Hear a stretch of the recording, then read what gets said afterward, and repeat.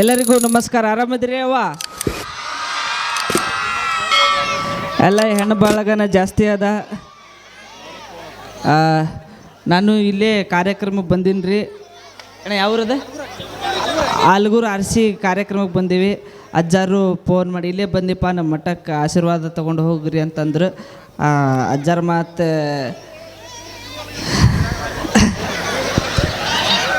ಅಜ್ಜಾರ ಆಶೀರ್ವಾದ ಪಡ್ಕೊಂಡು ರೀ, ಭಾರಿ ಖುಷಿ ಆತ. ಎಲ್ಲರೂ ನನ್ನ ಬಿಗ್ ಬಾಸ್ ಮನ್ಯಾಗ ಹೋಟ್ ಮಾಡಿ ಗೆಲ್ಸಿದ್ದಕ್ಕೆ ಎಲ್ಲರೂ ತುಂಬುರದ ಧನ್ಯವಾದಗಳು. ಇನ್ನೂ ಕಾರ್ಯಕ್ರಮ ಅಲ್ಲಿ ನಡೆದೈತ್ರಿ. ಒಂದು 5 ನಿಮಿಷ ಹಿಂಗೆ ಹೋಗಿ ಹಿಂಗೆ ಬರೋಂತ ಕರ್ಕೊಂಬಂದಾರ ಅಜ್ಜಾರ. ಇನ್ನೊಂದು ಸಲ ಬಂದು ಚಲೋ ಕಾರ್ಯಕ್ರಮ ಮಾಡಿಕೊಡ್ತೀನಿ ರೀ. ನಿಮ್ಮ ಪ್ರೀತಿ ಆಶೀರ್ವಾದ ಹಂಗೆ ಇರಲಿ. ಒಂದು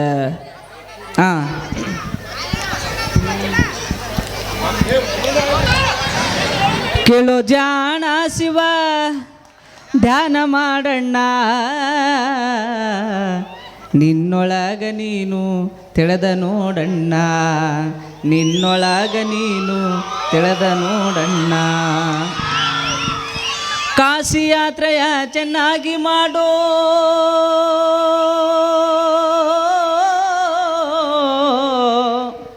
ಕಾಶಿ ಯಾತ್ರೆಯ ಚೆನ್ನಾಗಿ ಮಾಡೋ, ಹಸಿದು ಬಂದವರಿಗೆ ಅನ್ನವ ನೀಡೋ, ದಾನ ಧರ್ಮವ ನಿತ್ಯದಿ ಮಾಡಣ್ಣ.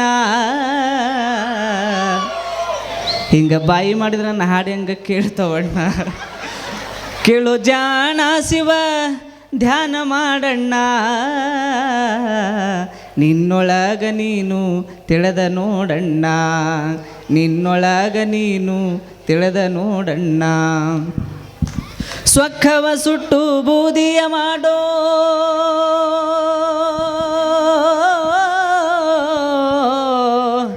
ಸ್ವಖವ ಸುಟ್ಟು ಬೂದಿಯ ಮಾಡೋ, ಗರ್ವ ಎಂಬುವ ಹರಣವ ಮಾಡೋ, ಸಿಟ್ಟು ಬಂದಾಗ ನಿಧಾನ ಮಾಡಣ್ಣ,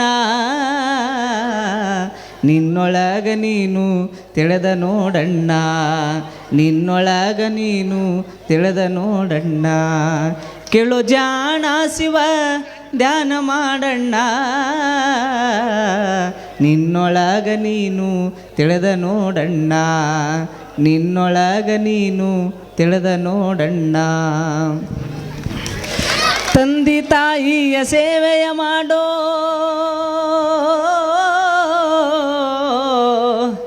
ತಂದೆ ತಾಯಿಯ ಸೇವೆಯ ಮಾಡೋ, ಮೋಕ್ಷ ಮಾರ್ಗದ ಹಾದಿಯ ಹಿಡಿಯೋ, ಶಿಶುನಾಳ ದೀಶನ ಪಾದಕ ಹೊಂದಣ್ಣ, ನಿನ್ನೊಳಗ ನೀನು ತಿಳಿದ ನೋಡಣ್ಣ, ನಿನ್ನೊಳಗ ನೀನು ತಿಳಿದ ನೋಡಣ್ಣ, ನಿನ್ನೊಳಗ ನೀನು ತಿಳಿದ ನೋಡಣ್ಣ. ಯಾಕೆ ಇಲ್ಲಿಗೆ ಈ ಕಾರ್ಯಕ್ರಮ. ನಮ್ಮ ಹನುಮಂತಣ್ಣ ಬೇರೆ ಕಾರ್ಯಕ್ರಮಕ್ಕೆ ಬಂದರೂ ಕೂಡ ಒಂದ ಫೋನ್ ಹಚ್ಚಿದಕ್ಕೆ ಈ ಕಾರ್ಯಕ್ರಮಕ್ಕೆ ಬಂದಿದ್ದಾನ. ಜೋರು ಚಪ್ಪಾಳೆ ತಟ್ರ ನನಗೆ. ನಿಮಗೆ ಇನ್ನೊಂದು ಹೇಳ್ತೇನೆ, 30ನೇ ತಾರೀಕು ಬೆಳಗ್ಗೆ 8 ಗಂಟೆಗೆ ಏನು ಪಾದಯಾತ್ರೆ ನಡೀತದಲ್ಲ, ಅಲ್ಲೊಂದು ಸರ್ಪ್ರೈಸ್ ಐತೆ ನಿಮಗೆ. ಅಲ್ಲಿ ಯಾರು ಪಾದಯಾತ್ರೆಗೆ 8 ಗಂಟೆಗೆ ಬರ್ತಾರಲ್ಲ, ತಲೆ ಮ್ಯಾಗ ವಚನದ ಪುಸ್ತಕ ಇಟ್ಕೊಂಡು ಅಲ್ಲಿ ಒಂದು ಸರ್ಪ್ರೈಸ್ ಐತೆ ನಿಮಗೆ. ಏನು ಅನ್ನೋದು ಈಗ ಹೇಳಂಗಿಲ್ಲ, ನಾ ಹೇಳಿದ್ದು ಮಾಡೋದು ತರಿಸ್ತೀನಿ. ಹನುಮಂತಣ್ಣನ ಕರೆಸ್ತೀನಿ ಅಂದಿದ್ದೆ, ಇವತ್ತು ಕರೆಸೇ ಬಿಟ್ಟಿನಿ. 30ನೇ ತಾರೀಕು ಬೆಳಗ್ಗೆ 8 ಗಂಟೆಗೂ ಒಂದು ದೊಡ್ಡ ಸರ್ಪ್ರೈಸ್ ಐತಿ. ಅವಾಗೂ ನೀವೆಲ್ಲರೂ ಕೂಡ ಬನ್ನಿ. ನಮ್ಮ ಹನುಮಂತಣ್ಣಗೆ ಇನ್ನೊಂದು ಸತ ಜೋರಾದ ಚಪ್ಪಾಳೆ ತಟ್ಟಿ ಅವ್ರಿಗೆ ಅಭಿನಂದನೆ ಸಲ್ಲಿಸೋಣ. ಅವ್ರ ಮುಂದಿನ ವರ್ಷ ಮತ್ತೆ ಜಾತ್ರೆಗೆ ಕರೆಸಿ ದೊಡ್ಡ ಕಾರ್ಯಕ್ರಮವನ್ನು ಮಾಡೋಣ.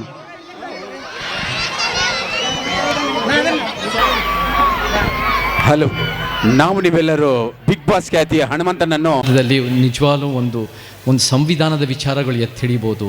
ಯಾವ ಸಿದ್ಧಾಂತದಲ್ಲಿ ನಮ್ಮ ನಿಜವಾಗ್ಲೂ ಒಂದು ಆದರ್ಶವಾದ ಸಮಾಜದ ಕನಸನ್ನು ನನಸು ಮಾಡ್ಬೋದು ಅಂತ ಹುಡುಕಾಡ್ತಲಿದ್ದೆ. ಅನೇಕ ಭಾಷಣಗಳು ಕೇಳಿದೆ, ಅನೇಕ ವಿಚಾರವಂತರ ಹತ್ರ ಮಾತಾಡಿದೆ, ನಾನು ಕೂಡ ಓದಿದೆ, ತಿಳ್ಕೊಂಡೆ. ನಾನು ಇವತ್ತು ಹೆಮ್ಮೆಯಿಂದ ಹೇಳ್ತೀನಿ, ಯಾವ ವಿಚಾರದಲ್ಲಿ ಯಾವ ಸಿದ್ಧಾಂತದಲ್ಲಿ ಒಂದು ಉತ್ತಮ ಸಮಾಜ ಇದೆ ಅಂದರೆ ಅದು ಬುದ್ಧ, ಬಸವ, ಅಂಬೇಡ್ಕರ್ ಸಿದ್ಧಾಂತದಲ್ಲಿ. ಈ ಬುದ್ಧ, ಬಸವ, ಅಂಬೇಡ್ಕರ್ ಸಿದ್ಧಾಂತ ಏನು ಅಂದರೆ ನಾನು ಹೆಂಗೆ ವ್ಯಾಖ್ಯಾನಿಸ್ತೀನಿ ಅಂದರೆ ಅದು ಸಮಾನತೆ, ನ್ಯಾಯ, ವೈಜ್ಞಾನಿಕತೆಯ ಪರಿಕಲ್ಪನೆ. ಸಮಾನತೆ ಅಂದಾಗ ನಮಗೆ ಉತ್ತಮ ಸಮಾಜ, ನಮ್ಮ ಸಂವಿಧಾನ ಸಮಾಜ ಅಂದರೆ ಯಾವುದು? ಬಸವ ತತ್ವದ, ಶರಣ ತತ್ವದ ಸಮಾಜ ಅಂದರೆ ಯಾವುದು? ಅದು ಒಂದು ಸಮಾಜ. ಅದು ಜಾತಿ, ಲಿಂಗ, ವರ್ಗ, ಭಾಷೆ ಎಲ್ಲ ಅಸಮಾನತೆ, ಉದ್ಯೋಗದ ಅಸಮಾನತೆ ಮೀರಿ ಒಂದು ಸಮಾನತೆಯ ಪರಿಕಲ್ಪನೆ. ನಾವೆಲ್ಲರೂ ಬೇರೆ ಬೇರೆ ಜಾತಿಗಳಲ್ಲಿ, ಧರ್ಮಗಳಲ್ಲಿ, ಲಿಂಗಗಳಲ್ಲಿ ಹುಟ್ಟಿರ್ಬೋದು. ಅದು ಯಾವುದು ಊರುಗಳಲ್ಲಿ, ಅದು ಯಾವುದು ನಮ್ಮ ಆಯ್ಕೆ ಅಲ್ಲ. ಆದರೆ ಹುಟ್ಟಿದ ಮೇಲೆ ಏನು ಮಾಡ್ತೀವಿ ಅದು ನಮ್ಮತನ. ಹುಟ್ಟಿದ ಮೇಲೆ ನಾವೆಲ್ಲ ಸಮಾಜಕ್ಕೋಸ್ಕರ ಶ್ರಮಿಸ್ತೀವಿ. ಅದೇ ಬಸವ ತತ್ವ. ಮತ್ತು ನ್ಯಾಯದ ಪರಿಕಲ್ಪನೆ. ನ್ಯಾಯ ಅಂದರೆ ಇತಿಹಾಸದ ತಪ್ಪುಗಳನ್ನು ಸರಿಪಡಿಸೋದು. ಅದನ್ನು ವೈಜ್ಞಾನಿಕವಾಗಿ, ವೈಚಾರಿಕವಾಗಿ ನಾವು ಮಾಡ್ತಾ ಹೋಗಬೇಕು. ಅದು ನಮ್ಮ ಸಂವಿಧಾನ ಹೇಳ್ಕೊಡುತ್ತೆ.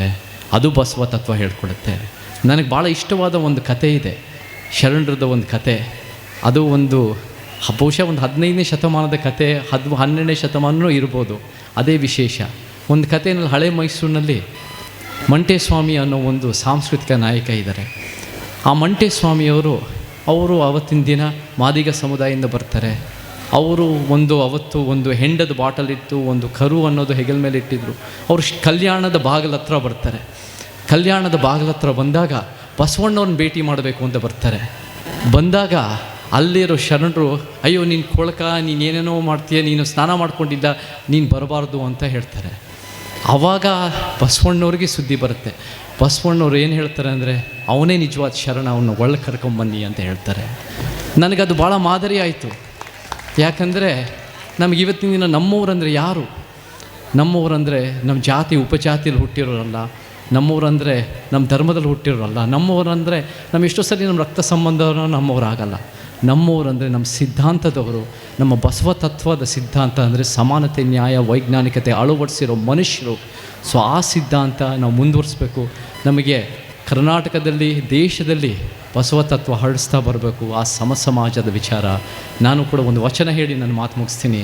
ಯಾಕೆಂದರೆ ಬಸವ ತತ್ವದಲ್ಲಿ ನಮಗೆ ಬರೀ ಸಾಮಾಜಿಕ ಅಸಮಾನತೆ ವಿರುದ್ಧ ಅಲ್ಲ, ಬರೀ ಭಾಷೆ ಒಂದು ನ್ಯಾಯ ಒದಗಿಸೋದಷ್ಟೇ ಅಲ್ಲ, ಬರೀ ಆರ್ಥಿಕತೆ ಅಸಮಾನತೆ ಅಷ್ಟೇ ವಿರುದ್ಧ ಅಲ್ಲ, ಮಧ್ಯವರ್ತಿಗಳು ಮೌಢ್ಯದ ವಿರುದ್ಧ ಅಷ್ಟೇ ಅಲ್ಲ, ಅದು ಒಂದು ಆಧ್ಯಾತ್ಮಿಕ ದಾಳಿ ವಿರುದ್ಧನೂ ಸಹ ವ್ಯಾಖ್ಯಾನಿಸುತ್ತೆ. ಅಂದರೆ ನಮಗೆ ಈ ಮಡಿ ಮೈಲಿಗೆ, ಪಾಪ ಪುಣ್ಯ ಇದೆಲ್ಲನೂ ಕೂಡ ವಿರೋಧ ಮಾಡಿ ಬಸವ ಶರಣ ತತ್ವ ಎತ್ತಿಡಿಯುತ್ತೆ. ಅದರಲ್ಲಿ ಒಂದು ವಚನ ಹೇಳಿ ನನ್ನ ಮಾತು ಮುಗಿಸ್ತೀನಿ. ದೇವಲೋಕ ಮರ್ತ್ಯಲೋಕ ಬೇರಿಲ್ಲ ಕಡಿರೋ, ಸತ್ಯವ ನುಡಿಪುದೇ ದೇವಲೋಕ, ಮಿಥ್ಯವ ನುಡಿಪುದೇ ಮರ್ತ್ಯಲೋಕ, ಆಚಾರವೇ ಸ್ವರ್ಗ, ಅನಾಚಾರವೇ ನರಕ, ಕೂಡಲ ಸಂಗಮ ದೇವ ನೀನೇ ಪ್ರಮಾಣ ಅಂತ ಹೇಳಿ ನನ್ನ ಮಾತು ಮುಗಿಸ್ತಾ ಇದ್ದೀನಿ. ಎಲ್ಲರಿಗೂ ಇವತ್ತು ನಿಮ್ಮ ಜೊತೆ ಸೇರೋಕ್ಕೆ ಒಂದು ಅವಕಾಶ ಸಿಕ್ಕಿರೋದು ಭಾಳ ಸಂತೋಷ ಆಯಿತು. ಜಮಖಂಡಿ, ಬಾಗಲಕೋಟೆ ತಾಲೂಕು, ಬಾಗಲಕೋಟೆ ಜಿಲ್ಲೆಯಲ್ಲಿ ನಾನು ಜೊತೆಗೆ ಸೇರಿ ನಮ್ಮ ಕರ್ನಾಟಕದ ಏಳಿಗೆಗೋಸ್ಕರ ನಾವೆಲ್ಲರೂ ಜೊತೆಗೆ ಸೇರಿ ಒಂದು ಸಮಾಜ ನಿರ್ಮಾಣ ಮಾಡೋಣ, ಪ್ರಯತ್ನ ಪಡೋಣ, ಬಸವ ತತ್ವನ ಮುಂದುವರ್ಸೋಣ ಅಂತ ಹೇಳಿ ನನ್ನ ಮಾತು ಮುಗಿಸ್ತೀನಿ. ಜೈ ಕರ್ನಾಟಕ, ಜೈ ಭೀಮ್.